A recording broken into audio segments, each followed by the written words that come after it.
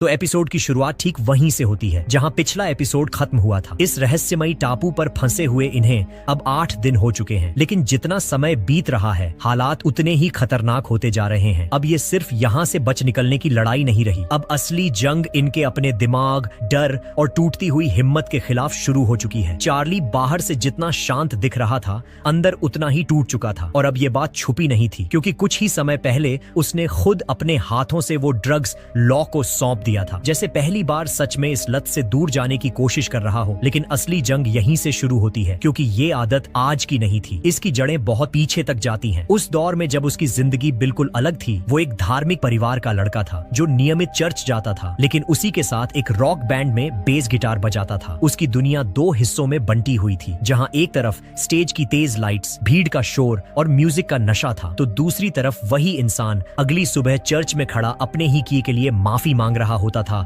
ये दोहरी जिंदगी धीरे धीरे उसके अंदर दरार डालने लगती है और उसे लगने लगता है कि शायद उसे ये सब छोड़ देना चाहिए। लेकिन तभी एक मौका आता है जो सब कुछ बदल देता है, जब उसका भाई लियाम एक खबर लेकर आता है कि एक रिकॉर्ड कंपनी उन्हें साइन करना चाहती है। और यहीं से एक नई शुरुआत के साथ एक छुपी हुई सच्चाई भी जन्म लेती है, क्योंकि गाने चार्ली लिखता है, धुन वही बनाता है, लेकिन दुनिया के सामने सिर्फ लियाम नजर आता है। शुरुआत में चार्ली इसे नजरअंदाज कर देता है, क्योंकि उसे लगता है कि यही रास्ता है आगे बढ़ने का। कुछ समय तक सब ठीक चलता है, शो बड़े होते जाते हैं, लोग उनके गाने पहचानने लगते हैं, लेकिन धीरे धीरे हालात बदलने लगते हैं। लियाम अब उन्हीं गानों को ऐसे गाने लगता है जैसे वो उसी के हों, और जब चार्ली इस बात पर सवाल उठाता है तो उसे हल्के में टाल दिया जाता है। यहीं से उनके बीच दरार शुरू होती है, जो वक्त के साथ गहरी होती जाती है। लियाम शराब और ड्रग्स में डूबता चला जाता है, जबकि चार्ली अभी भी सिर्फ म्यूजिक को पकड़कर खड़ा रहना चाहता है। लेकिन जब वो बैंड छोड़ने की बात करता है तो उसे ऐसा जवाब मिलता है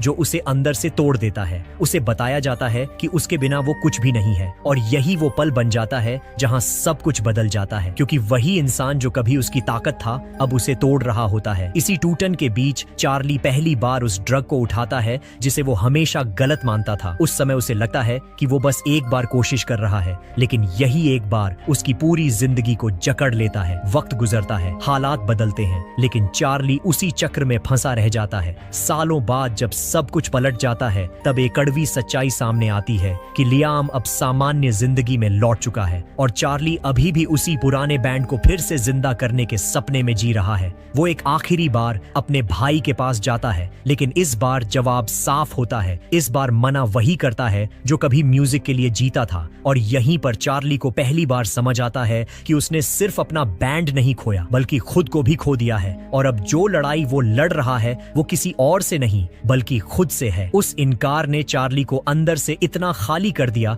कि उसके अंदर बस गुस्सा और उलझन ही बची थी। और उसी हालत में वो उस प्लेन में बैठा जो बाद में इस रहस्यमयी द्वीप पर क्रैश हो जाता है। अब प्रेजेंट में वो गुफा के पास बैठा गिटार बजाने की कोशिश करता है, लेकिन उसका अपना शरीर ही उसका साथ नहीं देता। उंगलियां हल्के हल्के कांप रही होती हैं, माथे पर पसीना आ रहा होता है, क्योंकि उसकी लत बार बार उसे खींच रही है। उसका दिमाग साफ सोच ही नहीं पा रहा। तभी लॉक उसे बाहर बुलाते हैं और सीधा कहते हैं कि उन्हें एक जंगली सुअर पकड़ना है। चार्ली अंदर से थका हुआ है, टूट चुका है, फिर भी बिना कुछ बोले उनके साथ चल पड़ता है, जैसे खुद से भागने की कोशिश कर रहा हो। थोड़ी देर में झाड़ियों के बीच से सच में एक सुअर निकलता है और सीधे चार्ली की तरफ दौड़ पड़ता है। चार्ली घबरा जाता है, उसका शरीर अपने आप भागने लगता है, और उसी भाग दौड़ में सुअर जाकर लॉक के लगाए जाल में फंस जाता है। लॉक इसे देखकर शांत मुस्कुराते हैं, जैसे सब पहले से तय था। लेकिन चार्ली के चेहरे पर कोई राहत नहीं होती, क्योंकि उसके दिमाग में बस एक ही चीज घूम रही है, उसका ड्रग कहाँ है। वो तुरंत लॉक से उसे वापस मांगता है, लेकिन लॉक बिना गुस्से के उसे देखते हैं और कहते हैं कि उन्हें भरोसा है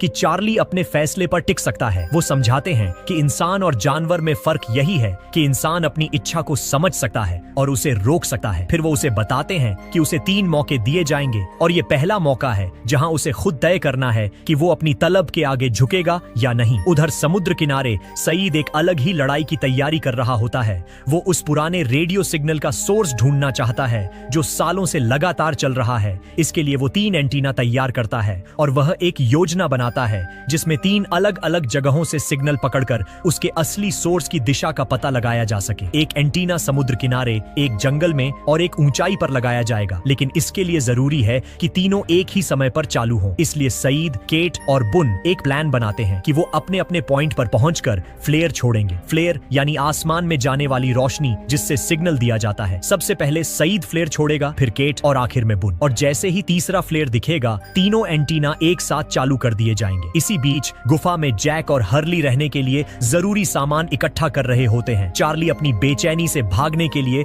खुद को काम में डालने की कोशिश करता है। वो मदद करने आता है, लेकिन जल्दीबाजी में दवाइयों का डिब्बा गिरा देता है और जब कोई ध्यान नहीं देता तो वो चुपके से उन गोलियों को देखने लगता है। शायद कुछ ऐसा मिल जाए जो उसकी हालत को थोड़ी देर के लिए शांत कर दे। जैक उसकी आंखों में वही बेचैनी देख लेता है और बिना कुछ ज्यादा कहे उसे आराम करने को कह देता है। उसी वक्त हर्ली गिटार का डिब्बा उठाकर लाता है और कैजुअली कहता है कि जैक ने इसे हटाने को कहा क्योंकि ये जगह घेर रहा था। चार्ली एक पल के लिए एक्साइटेड हो जाता है। वो अपने बैंड की कहानी बताना चाहता है, जैसे उसे फिर से कोई पहचान मिल जाए, लेकिन हर्ली को उसमें कोई खास दिलचस्पी नहीं होती और यही छोटी सी बात चार्ली को अंदर तक चुभ जाती है। उसे लगने लगता है कि यहाँ कोई भी उसे सीरियसली नहीं लेता, उसका कोई मतलब नहीं है। ये चिढ़ धीरे धीरे गुस्से में बदल जाती है और वो सीधे जैक के पास जाकर उलझ पड़ता है। जैक की चिंता उसे मदद नहीं बल्कि ताना लगने लगती है और उसे महसूस होने लगता है कि वो सबके सामने बेकार साबित हो रहा है। माहौल गर्म हो रहा होता है, लेकिन तभी अचानक गुफा के अंदर जमीन हिलने लगती है। तेज कंपन होता है और ऊपर की चट्टानें टूटकर गिरने लगती हैं। हर तरफ धूल भर जाती है, कुछ भी साफ दिखाई नहीं देता। चार्ली किसी तरह बाहर निकल आता है। उसकी सांसें तेज चल रही होती हैं, लेकिन जैसे ही वो पीछे मुड़कर देखता है उसे समझ आता है कि जैक अभी भी अंदर है, मलबे के नीचे दबा हुआ। हर्ली खुद को संभालते हुए चार्ली को जोर से कहता है कि वो तुरंत बीच पर जाए और लोगों को लेकर आए, खासकर केट को ये खबर दे, क्योंकि अब ये सिर्फ एक हादसा नहीं रहा, ये समय के खिलाफ दौड़ बन चुका है। चार्ली बिना रुके दौड़ता है और जैसे ही वह बीच पर पहुंचता है, शब्द ठीक से नहीं निकल पाते, लेकिन फिर भी वह सबको बताने लगता है कि जैक गुफा के अंदर फंस गया है और हालत गंभीर है। खबर फैलते ही माहौल पूरी तरह बदल जाता है। माइकल बिना एक पल गंवाए कुछ लोगों को इकट्ठा करता है और सीधे गुफा की तरफ दौड़ पड़ता है, जैसे उसे पता हो कि हर सेकंड की कीमत है। बून भी साथ जाने को बढ़ता है, लेकिन उसी पल उसे सईद की जिम्मेदारी याद आती है। वो रुक जाता है, चेहरे पर साफ दिखता है कि वो जाना चाहता है, लेकिन खुद को रोकता है और बार बार समझाकर ये काम शैनन को सौंप देता है कि किसी भी हालत में सईद की योजना खराब नहीं होनी चाहिए। यहाँ चूक हुई तो सब बेकार हो जाएगा। इसी बीच चार्ली बेचैनी में केट को ढूंढने लगता है, लेकिन उसे पता चलता है कि केट तो पहले ही सईद के साथ जंगल की तरफ निकल चुकी है। अब उसके पास कोई ऑप्शन नहीं बचता। वो खुद तय करता है कि जहां भी केट होगी ये खबर उसे वहीं देगा, लेकिन सॉयर रोक कर कहता कि वो उस तरफ जा रहा है तो वो खुद केट को बता देगा। गुफा के पास इस समय हर्ली और जिन बिना रुके पत्थर हटाने की कोशिश कर रहे होते हैं, लेकिन माइकल उन्हें तुरंत रोक देता है। उसका अंदाज बदल चुका है। वो समझाता है कि अगर बिना सोचे समझे पत्थर हटाया तो ऊपर से पूरा ढांचा फिर गिर सकता है और अंदर फंसे जैक के बचने की उम्मीद खत्म हो जाएगी। वो पहले पूरे स्ट्रक्चर को ध्यान से देखता है, कमजोर और मजबूत हिस्सों को समझता है और फिर एक ऐसी दीवार चुनता है जहां से सुरंग बनाना सुरक्षित हो सकता है। इसके बाद वो सबको अलग अलग काम बांटता है और खुदाई शुरू करवाई जाती है। लोगों को हैरानी होती है क्योंकि अब तक माइकल सिर्फ एक परेशान पिता की तरह दिखता था, लेकिन इस वक्त वो पूरी तरह कंट्रोल में है, शांत, सटीक और जिम्मेदार। उधर चार्ली धीरे धीरे चलते हुए लॉक के पास पहुंचता है, थका हुआ, अंदर से टूटा हुआ, और उसके चेहरे पर साफ दिखता है कि वो खुद को बेकार मानने लगा है। उसे लग रहा है कि वो सिर्फ इधर उधर खबर पहुंचाने के काम का है और उसी की वजह से जैक जैसे इंसान अंदर फंसे हुए हैं। ये सोच उसके अंदर फिर वही पुरानी चीड़ जगा देती है और वो दोबारा ड्रग मांगता है, लेकिन लॉक उसे सीधे जवाब नहीं देते। वो उसे अपने साथ ले जाते हैं जहां एक कोकून लटका हुआ है और उसके अंदर एक लार्वा बंद है। लॉक शांत आवाज में समझाते हैं कि ये जीव बहुत जल्द बाहर आने वाला है, लेकिन उसका जन्म आसान नहीं होता। उसे अपने ही बनाए हुए सख्त खोल को अंदर से तोड़ना पड़ता है। अगर कोई बाहर से मदद कर दे तो वो जल्दी निकल तो आएगा, लेकिन इतना कमजोर होगा कि उड़ नहीं पाएगा और मर जाएगा। इसलिए उसका संघर्ष ही उसकी ताकत है। ये कहते हुए लॉक चार्ली को देखते हैं और याद दिलाते हैं कि ये दूसरी बार है जब वो ड्रग मांग रहा है। अगर तीसरी बार भी वो यही चाहता है तो वो उसे वापस दे देंगे, क्योंकि फैसला उसी का होगा। उधर जंगल में सॉयर, सईद और केट तक पहुंचते ही सॉयर जैक वाली बात कहने ही वाला था कि केट बीच में ताना मार देती है। उसकी हर बात में हल्का मजाक और चिढ़ होता है जो सॉयर के दिल को चुभ जाता है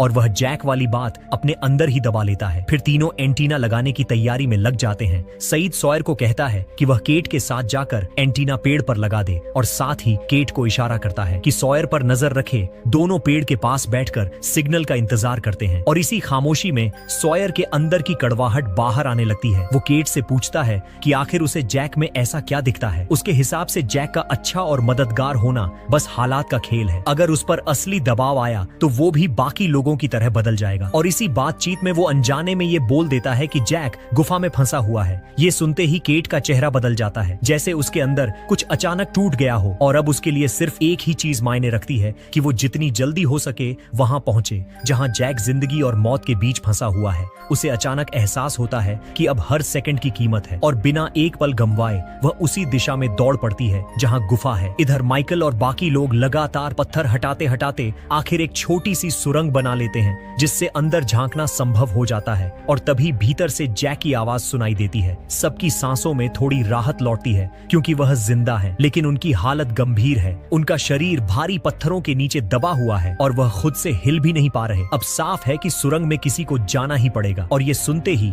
चार्ली बिना हिचक आगे बढ़ता है और खुद ये जिम्मेदारी ले लेता है। उसकी बात थोड़ी अजीब लगती है लेकिन सच है, क्योंकि बाकी सबके पास कोई है जिसकी उन्हें चिंता है, जबकि चार्ली खुद इस ग्रुप में सबसे अकेला महसूस करता है। छोटा कद और कोई खास चीज ना होने की वजह से धीरे धीरे उसे ये एहसास होता है कि वो खुद बड़े जोखिम में है और यही सोच उसे आगे बढ़ने के लिए तैयार कर देती है। माइकल उसे अंदर भेजने से पहले हर जरूरी बात समझाते हैं। उसे एक टॉर्च दी जाती है और पानी की छोटी बोतल, और फिर चार्ली उस पतली सुरंग में घुसना शुरू करता है। रास्ता इतना कठिन है कि हर इंच आगे बढ़ने के लिए उसे अपने शरीर को मोड़ना पड़ता है। सांस धीरे धीरे फूलने लगती है, जगह कम पड़ने लगती है और जैसे ही वह आधे रास्ते तक पहुंचता है ऊपर से फिर पत्थरों की हल्की चरमराहट सुनाई देती है। सुरंग दोबारा धंसने लगती है। उस पल दिल तेजी से धड़कने लगता है, लेकिन अब लौटने का रास्ता नहीं है, इसलिए वह पूरी ताकत लगाकर आगे बढ़ता है और ठीक समय पर अंदर पहुंच जाता है। जैक वहीं फंसे होते हैं, दर्द में लेकिन होश में। उधर केट भी दौड़ती हुई गुफा तक पहुंच जाती है, लेकिन उसे पता चलता है कि सुरंग फिर से बंद हो चुकी है और अब अंदर जाना नामुमकिन है। ये सुनते ही उसके दिमाग में सिर्फ एक ही बात आती है कि किसी भी तरह पत्थर हटाकर जैक तक पहुंचना है और वह बिना अपनी परवाह किए पत्थर हटाने लगती है। अंदर चार्ली धीरे धीरे उन पत्थरों को हटाता है जो जैक को दबाए हुए हैं और तभी पता चलता है कि जैक का कंधा अपनी जगह से निकल चुका है। उसे वापस सेट करना पड़ेगा वरना वह हिल भी नहीं पाएंगे। चार्ली के हाथ कांपने लगते हैं क्योंकि उसे डर है कि कहीं वो और चोट ना पहुंचा दे, लेकिन जैक शांत रहते हैं, उसे भरोसा दिलाते हैं कि वो कर सकता है और आखिरकार चार्ली हिम्मत जुटाता है। दर्द के बावजूद कंधे को वापस उसकी जगह पर सेट कर देता है। अब दोनों उस तंग जगह में कुछ देर के लिए फंसे हुए हैं और इसी बीच जैक उससे बात करने लगते हैं। वह समझ चुके हैं कि चार्ली की हालत उसकी लत की वजह से बिगड़ रही है, लेकिन उनकी आवाज में जरा भी अवमानना नहीं होता। उल्टा वह उसे बताते हैं कि जो आदमी अपनी जान जोखिम में डालकर किसी और को बचाने के लिए अंदर घुसता है वह कायर नहीं हो सकता। चार्ली खुद को जितना कमजोर समझता है उतना वह है नहीं, और अगर वह सच में बदलना चाहता है तो वह उसकी मदद करेंगे। इसी बीच चार्ली की नजर गुफा के अंदर उड़ते एक पतंगे पर पड़ती है और उसी पल उसके दिमाग में एक नई उम्मीद जन्म लेती है, क्योंकि अगर ये कीड़ा यहाँ उड़ सकता है तो कहीं न कहीं बाहर जाने का रास्ता जरूर होगा। वह ध्यान से उसकी दिशा देखता है और धीरे धीरे उसी तरफ बढ़ने लगता है। कुछ दूर जाने पर उसे एक छोटी रास्ता दिखता है जो बाहर की तरफ खुलता है। वह जैक को सहारा देता है और दोनों उसी रास्ते से निकल जाते हैं। बाहर लोग अभी भी पत्थर हटाने में लगे होते हैं। तभी दूर से वॉल्ट सबसे पहले उन्हें सुरक्षित निकलते देख लेता है और जोर से सबको आवाज देता है। एक पल के लिए सब रुक जाते हैं और जैसे ही सबको समझ आता है कि जैक जिंदा है और चार्ली उन्हें बाहर लेकर आया है, हर्ली दौड़कर चार्ली को गले लगा लेते हैं और बाकी लोग भी उसे देख रहे होते हैं, जैसे पहली बार उन्हें एहसास हुआ हो कि जिसे वो कमजोर समझ रहे थे वही आज सबसे बड़ा फर्क लेकर आया है। यही वो मान्यता थी जिसकी कमी चार्ली इतने समय से महसूस कर रहा था और उस पल उसके चेहरे पर पहली बार सुकून और हल्का सा गर्व एक साथ दिखाई देता है, जैसे उसने खुद को फिर से पा लिया हो। इसी बीच ऊंचाई पर सईद अपनी एंटीना अरेंजमेंट पूरी कर चुके होते हैं और तय योजना के अनुसार तीनों दिशाओं से फ्लेयर छोड़े जाते हैं। आसमान में एक एक कर रोशनी उठती है, सिग्नल रिसीवर चालू होता है और सईद उस पुराने ट्रांसमिशन की दिशा पकड़ने की कोशिश करते हैं, लेकिन इससे पहले कि वह कुछ समझ पाए पीछे से कोई अचानक उन पर हमला करता है। एक तेज वार और सईद वहीं बेहोश होकर गिर जाते हैं। रात होती है और अंधेरे के साथ चार्ली के अंदर की बेचैनी फिर सिर उठाने लगती है। जब वह देखता है कि लॉक आग के पास बैठकर सुअर का मांस भून रहे हैं तो वह खुद को रोक नहीं पाता और उनके पास पास जाकर तीसरी बार अपने ड्रग के बारे में पूछता है। लॉक इस बार बिना किसी बहस के वह छोटा पैकेट उसके हाथ में रख देते हैं। कुछ पल के लिए सब शांत हो जाता है। चार्ली उस पैकेट को देखता रहता है जैसे उसके अंदर दो आवाजें लड़ रही हों, और फिर अचानक वह उसे उठाकर आग में फेंक देता है। यह फैसला इस बार कमजोरी से नहीं बल्कि खत्म करने की चाह से लिया गया होता है। लॉक उसे देखते हैं, चेहरे पर हल्की सी संतुष्टि, और उसी समय पास से एक पतंगा उड़ता हुआ निकलता है जैसे किसी नए बदलाव का संकेत हो। उधर जैक का हाथ अभी पूरी तरह ठीक भी नहीं हुआ था, लेकिन वह आराम करने के बजाय सईद के सिर का घाव साफ करने में लग जाता है। सईद धीरे धीरे बताता है कि पहाड़ी पर जो हुआ वह कोई साधारण हादसा नहीं था। जब वह ऊपर खड़ा था तभी किसी ने पीछे से उस पर हमला किया और उसे गिरा दिया, और उसके हाथ में जो एंटीना और सिग्नल रिसीवर था उसे भी तोड़ दिया गया। सईद को यह नहीं पता कि उस पर हमला किसने किया, लेकिन वह साफ कह देता है कि जिसने भी यह किया है उसे वह जरूर ढूंढ निकालेगा। इसी बीच शैनन बून को संभालते हुए गुफा में ले आती है। उसके सिर से खून बह रहा होता है। तब बून बताता है कि शैनन को अस्थमा है और विमान दुर्घटना के बाद से उसके पास जो इनहेलर था वही उसकी सांसों का सहारा बना हुआ था, मगर कुछ दिन पहले वह पूरी तरह खत्म हो गया। बून के सूटकेस में 4 और इनहेलर रखे थे जो कई महीनों तक चल सकते थे, लेकिन परेशानी यह थी कि उसे अपना सूटकेस कहीं मिल ही नहीं रहा था। कुछ समय पहले उसने सॉयर को अपने सूटकेस से निकली एक किताब पढ़ते देखा था। तभी बून के मन में शक पैदा हुआ कि जब सॉयर लोगों के सामान से चीजें उठा रहा था तो शायद इनहेलर भी उसी के पास हो। यही सोचकर वह उस जगह पर गया जहां सॉयर ने अपना सामान छिपा कर रखा था और वहीं इनहेलर ढूंढने लगा, लेकिन वह ठीक से तलाश भी नहीं कर पाया था कि सॉयर ने उसे पकड़ लिया और गुस्से में उसकी पिटाई कर दी। ये सब सुनते ही जैक तुरंत समुद्र किनारे की तरफ निकल पड़ता है। उसके दिमाग में बस एक ही बात है, दवा अभी चाहिए। वहां पहुंचकर वह देखता है कि सॉयर आराम से बैठा एक चिट्ठी पढ़ रहा है और किसी के आने की आहट मिलते ही वह तुरंत उसे छुपा लेता है। जैक अब खुद को रोक नहीं पाता। वह बिना कुछ बोले उसका सामान उलट पलट कर देखने लगता है, लेकिन कुछ नहीं मिलता और आखिरकार उसे सीधे सॉयर से दवा मांगनी पड़ती है। सॉयर के चेहरे पर कोई जल्दी या चिंता नहीं होती और दोनों के बीच की हवा अचानक भारी हो जाती है, जैसे बस एक चिंगारी बाकी हो। तभी केट बीच में आकर दोनों को रोक देती है और जब उसे समझ आता है कि मामला कितना गंभीर है तो वह खुद सॉयर से बात करने का फैसला करती है, क्योंकि वह जानती है कि सॉयर उससे अलग तरह से पेश आता है। केट सीधे पूछती है कि बदले में उसे क्या चाहिए। सॉयर कुछ पल सोचने का दिखावा करता है जैसे कोई बड़ा सौदा तय कर रहा हो, और फिर हल्की मुस्कान के साथ कहता है कि बस मेरी एक बात मान लो। ये सुनकर केट अंदर ही अंदर चिढ़ जाती है, क्योंकि वह जानती है कि सॉयर अक्सर उसी चिट्ठी को पढ़ता रहता है और उसके इस लापरवाह रवैये के पीछे कुछ ऐसा है जिसे वह छुपा रहा है। जैसे ही केट इस बात को छूती है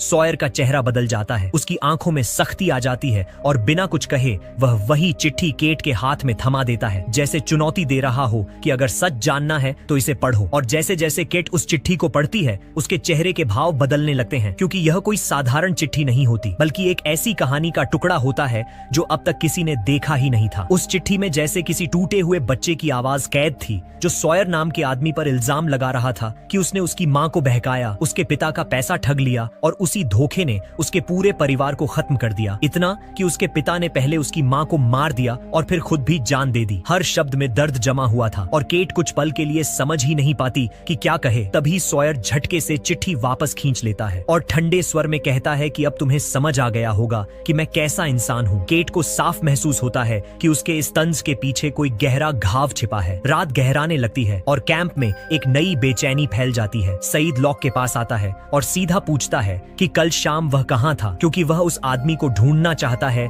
जिसने उस पर हमला किया था। लॉक सीधे जवाब देने के बजाय उसके दिमाग में एक नया शक डाल देता है कि शायद सॉयर ही वह आदमी हो सकता है। दोनों के बीच पहले से ही तनाव है और अगर ध्यान भटकाने का कोई तरीका बनाया जाए तो वह एक साथ सिग्नल भी भेज सकता है और हमला भी कर सकता है। इतना कहकर लॉक उसे एक चाकू थमा देता है ताकि वह अपनी सुरक्षा कर सके। सईद चाकू हाथ में लेकर सोच में पड़ जाता है, क्योंकि बात में लॉजिक तो है लेकिन पूरी तरह साफ भी नहीं लगती। उधर गुफा के अंदर हालात तेजी से बिगड़ रहे होते हैं। शैनन की सांसें अब मुश्किल हो गई हैं। हर सांस जैसे उसके लिए लड़ाई बन गई है। सन उसे चुपचाप देख रही होती है और उसके चेहरे पर चिंता के साथ एक गहरी सोच भी चल रही होती है। जैक बार बार दवाइयों का डिब्बा खोलकर देखता है लेकिन हर बार खाली हाथ ही रह जाता है। तभी सॉयर वहां आकर ऐसे खड़ा हो जाता है जैसे उसे किसी बात की जल्दी ही नहीं है। जैक की बेचैनी अब गुस्से में बदल चुकी है और वह सीधे उससे इनहेलर मांगता है, लेकिन सॉयर फिर भी टालता है। आखिरकार जैक खुद को रोक नहीं पाता और गुस्से में 2 मुक्के मार देता है। अजीब बात यह होती है कि सॉयर जवाब में हाथ नहीं उठाता। वह बस उसे उकसाने वाली नजरों से देखता रहता है, जैसे चाहता हो कि जैक और भड़क जाए। आसपास खड़े लोग भी यह देखकर घबरा जाते हैं, लेकिन जैक खुद को वहीं रोक लेता है। रात इसी तनाव में गुजरती है और सुबह तक शैनन की हालात और भी ज्यादा खराब हो गई। उसकी हालत देखकर साफ लगने लगता है कि अब ज्यादा वक्त नहीं बचा। जैक बुन को उसके पास रहने और शांत रहने को कहता है, लेकिन उसके अपने अंदर भी दबाव बढ़ चुका है। वह अचानक गुफा से बाहर निकल जाता है,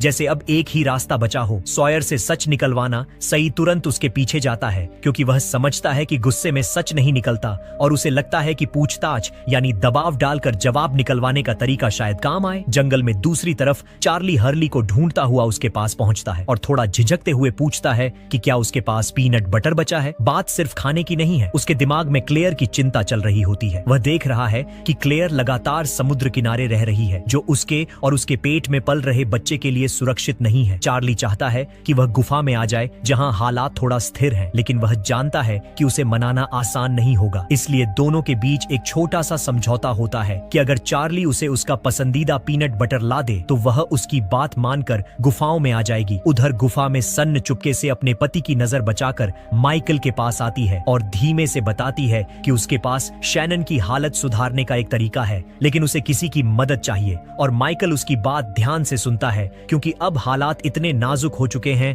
कि कोई भी उम्मीद छोटी नहीं लगती। इसी बीच सॉयर आखिर थोड़ा झुकता हुआ दिखाई देता है और कहता है कि वह इनहेलर का ठिकाना सिर्फ केट को बताएगा। केट अकेले उसके सामने खड़ी होती है, लेकिन सॉयर का रवैया अभी भी वैसा ही रहता है, जैसे ये सब कोई गंभीर बात नहीं बल्कि एक खेल हो। वह हल्की मुस्कान के साथ कहता है कि बदले में बस एक चीज चाहिए कि केट उसे किस करे। केट के अंदर एक साथ गुस्सा और नफरत उठती है, लेकिन उसी पल उसे शैनन की हालत याद आती है, उसकी सांसें, उसका कमजोर होता शरीर, और यही सोच उसे रोक देती है। वह खुद को मजबूर करती है, आगे बढ़ती है और भारी मन से सॉयर को किस कर देती है। एक पल के लिए लगता है कि अब सब खत्म हो जाएगा, दवा मिल जाएगी, लेकिन उसी पल सॉयर सच बोल देता है कि उसके पास कोई इनहेलर है ही नहीं। जैसे पूरी उम्मीद एक झटके में टूट जाती है। वह बताता है कि जो किताब शैनन ढूंढ रही थी वह उसे बस समुद्र किनारे मिली थी और असली सामान शायद लहरों के साथ बहुत पहले बह चुका है। यह सुनते ही वहां मौजूद हर इंसान के अंदर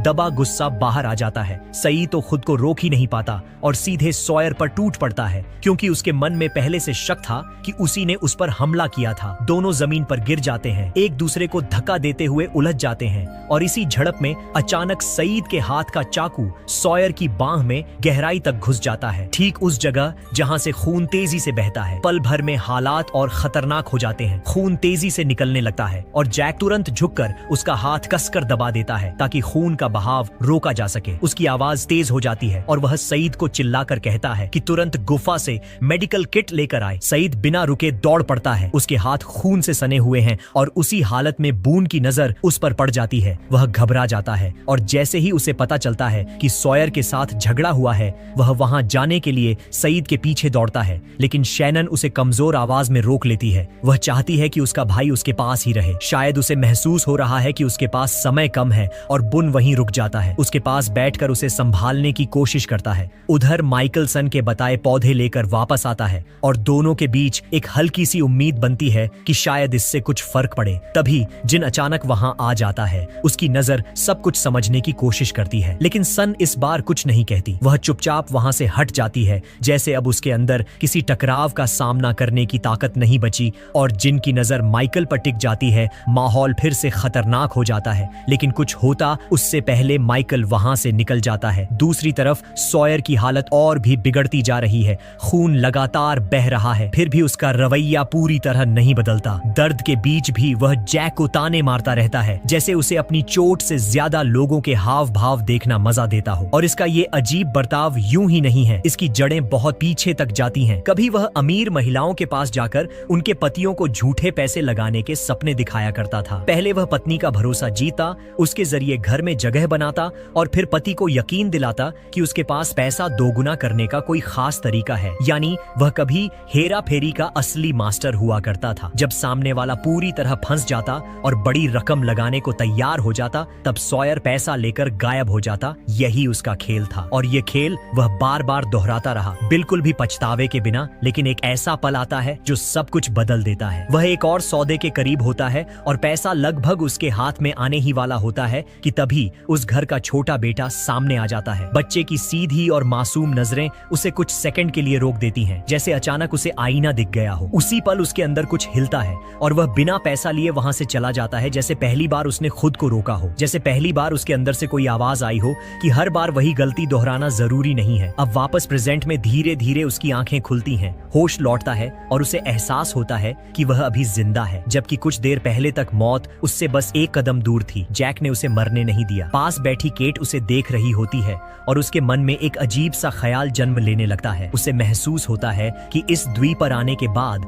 सॉयर जो भी कर रहा है वह जैसे जानबूझकर कर रहा है। ऐसा व्यवहार, ऐसी बातें जिनसे लोग उससे नफरत करें, उसे दूर रखें, उसे अपने बीच का नहीं बल्कि एक बाहरी इंसान समझे। केट को वह चिट्ठी याद आती है जो उसने पढ़ी थी और वह उसे फिर से दिमाग में दोहराती है, हर शब्द, हर लाइन। और अचानक एक बात साफ होने लगती है कि जब वह चिट्ठी लिखी गई होगी तब सॉयर की उम्र मुश्किल से 7 या 8 साल रही होगी। यानी जिस इंसान से वह नफरत करता है वह कोई और नहीं बल्कि उसी के अतीत की एक परछाई है जिसने उसके पूरे जीवन को बदल दिया था। इसका मतलब अब बिल्कुल साफ हो चुका था कि उस चिट्ठी में जिस आदमी पर इल्जाम लगाया गया है वह सॉयर नहीं हो सकता। उस चिट्ठी को लिखने वाला बच्चा ही असली सच था, जिसने अपने परिवार को टूटते हुए अपनी आंखों से देखा था, और वही बच्चा आगे चलकर सॉयर बना। असल में सॉयर उसका असली नाम भी नहीं था बल्कि उसी आदमी का नाम था जिसने उसकी जिंदगी बर्बाद की थी, और उसने जानबूझकर खुद को वही नाम दे दिया ताकि वह कभी भूल न सके कि उसके अंदर कौन सी आग जल रही है, ताकि हर बार जब कोई उसे इस नाम से पुकारे तो उसे अपने अतीत का दर्द महसूस हो और बदला लेने की वजह जिंदा रहे। लेकिन वक्त के साथ कहानी एक अजीब मोड़ लेती है, क्योंकि जैसे जैसे वह बड़ा होता है उसे एहसास होता है कि वह वही सब करने लगा है जिससे वह सबसे ज्यादा नफरत करता था। वही धोखे, वही चालें, वही लोगों का भरोसा तोड़ना। एक दिन उसे खुद पर ही यह सच्चाई साफ दिखती है कि वह उसी इंसान की तरह बन चुका है जिसे खत्म करने की उसने ठानी थी। केट की आंखों में यह सब देखकर एक अलग सा एहसास होता है और वह पहली बार सॉयर को ऐसे देखती है जैसे उसके अंदर का टूटा बच्चा सामने आ गया हो। लेकिन सॉयर के लिए यह पल थोड़ा अजीब हो जाता है। उसे यह पसंद नहीं आता कि कोई उसके भीतर तक पहुंच जाए। वह तुरंत चिट्ठी वापस खींच लेता है और केट को वहां से जाने के लिए कह देता है, जैसे अपनी कमजोरी को किसी के सामने खुला छोड़ना उसे मंजूर नहीं। उधर गुफा में सन चुपचाप कुछ पौधों को पीसकर उनका लेप तैयार कर रही होती है। वह लेप को शैनन की छाती पर लगाती है और साथ में उसे जड़ी बूटियों की खुशबू भी सूंघने देती है। थोड़ी ही देर में असर दिखने लगता है। शैनन की सांसें जो अब तक टूटती फूटती लग रही थीं, धीरे धीरे ठीक होने लगती है। उसका सीना पहले से कम लड़खड़ाता है और चेहरे पर हल्का बदलाव दिखता है। वहां खड़े लोग हैरान रह जाते हैं क्योंकि कुछ ही देर पहले जहां उम्मीद लगभग खत्म हो रही थी वहीं अब एक छोटी सी उम्मीद फिर से दिखने लगती है। जैक झुककर उन जड़ी बूटियों को सूंघता है और तुरंत पहचान जाता है कि यह कोई साधारण पौधा नहीं बल्कि ऐसा प्राकृतिक इलाज है जो सांस की नलियों को खोलने में मदद करता है, यानी अस्थमा जैसी हालत में राहत देता है। और इसी वजह से बिना दवा के भी शैनन की हालत धीरे धीरे सुधरने लगती है। सन के चेहरे पर पहली बार हल्की सी संतुष्टि दिखती है, जैसे उसे महसूस हुआ हो कि वह इस अनजान ग्रुप के लिए सच में कुछ कर पाई है। हालांकि जिनका चेहरा उतना शांत नहीं होता उसके भीतर अभी भी कुछ अनकहा चल रहा है। समुद्र किनारे चार्ली क्लेयर का सामान समेट रहा होता है। उसे पीनट बटर तो नहीं मिलता लेकिन एक खाली कांच की बोतल जरूर मिल जाती है और वह उसी बोतल को पकड़कर ऐसे बात करने लगता है जैसे उसमें सच में पीनट बटर हो। उसकी आवाज में एक मासूमियत होती है, कोई चाल नहीं, बस एक सच्ची कोशिश कि क्लेयर सुरक्षित जगह पर आ जाए। क्लेयर उसे देखती है, उसकी बातों को महसूस करती है और आखिरकार मान जाती है। वह गुफाओं में चलने के लिए तैयार हो जाती है। इस पल में साफ दिखता है कि चार्ली के अंदर कुछ बदल चुका है। नशे से दूर होने के बाद उसका असली नरम और सच्चा हिस्सा वापस आने लगा है। उधर सईद अपना सामान समेट रहा होता है और केट से विदा लेते हुए वह साफ कहता है कि सॉयर पर हमला करके उसने खुद अपनी एक सीमा तोड़ दी है। गुस्से में आकर उसने वही किया जिससे वह हमेशा बचता रहा था और अब उसे डर है कि अगर वह यहीं रहा तो वह खुद को पहचान नहीं पाएगा। इसलिए वह कुछ समय के लिए दूर जाने का फैसला करता है ताकि अपने अंदर की इस उथल पुथल को शांत कर सके। शाम धीरे धीरे ढलती है और आसमान नारंगी रंग से हो जाता है। हर कोई अपने अपने ख्यालों में खोया है। सॉयर अकेला एक पेड़ के नीचे बैठा होता है। उसके हाथ में वही पुरानी चिट्ठी होती है। एक पल के लिए वह उसे जलाने की सोचता है, जैसे अपने अतीत से छुटकारा पा लेना चाहता हो, लेकिन आखिरी पल में उसका हाथ रुक जाता है। शायद वह अभी उस दर्द को छोड़ने के लिए तैयार नहीं है। इस पूरे माहौल में एक अजीब सा फर्क साफ दिखता है। एक तरफ चार्ली है जो धीरे धीरे अपने अंधेरे से बाहर निकल आया है और दूसरी तरफ सॉयर है जो अब भी अपने पुराने घावों की छाया माया में फंसा हुआ है। लेकिन कहानी यहीं खत्म नहीं होती, क्योंकि सबसे बड़ा सवाल अभी भी बाकी है कि सईद पर हमला किसने किया था। अब इतना साफ हो चुका है कि शायद सॉयर नहीं था। शक की हल्की रेखा लॉक की तरफ भी जाती है, या शायद कोई और है जो अब तक सबकी नजरों से छिपा हुआ है। इसी बीच सन धीरे धीरे बाकी लोगों के साथ घुलने मिलने लगी है,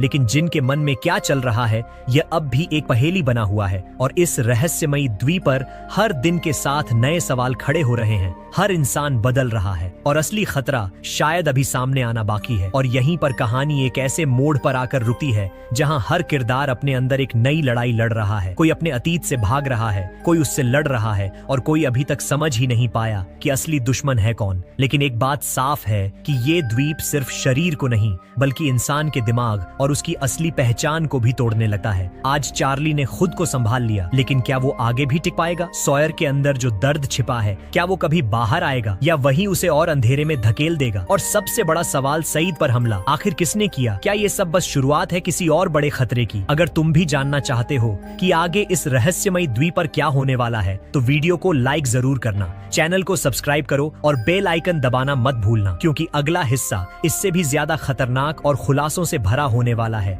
जहां हर सच तुम्हें चौंकाने वाला